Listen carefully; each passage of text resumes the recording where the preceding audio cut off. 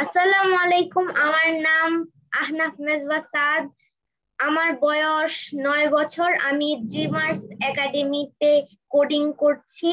আমি বর্তমানে Mohammadpur preparatory school and কলেজে পড়ছি।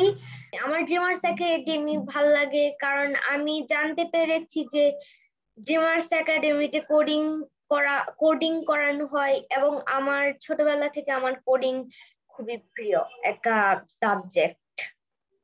আমার কোডিং করতে ভালো লাগে কারণ আমি বিভিন্ন গেমস আমি ভালোবাসি এবং আমার অনেক সময় দেখা যায় যে আমি আম্মু মোবাইলে বাবার মোবাইলে আমি গেমস ডাউনলোড করে রাখি। তো আমার একদিন মনে প্রশ্ন জাগে যে আচ্ছা, আমরা যে গেম খেলছি এটা কিভাবে বানানো হচ্ছে? আমরা যদি একবার লাফ দেই তাহলে একবার মরে গেলাম, আবার যদি ভালো করে লাফ দেই তখন আমরা মরলাম না, এটা আবার কিভাবে করবো আমি? হ্যাঁ জানি অ্যানিমেশনটা এখান থেকে ওখানে যাবে, কিন্তু আমরা গেমটা কিভাবে বানাই?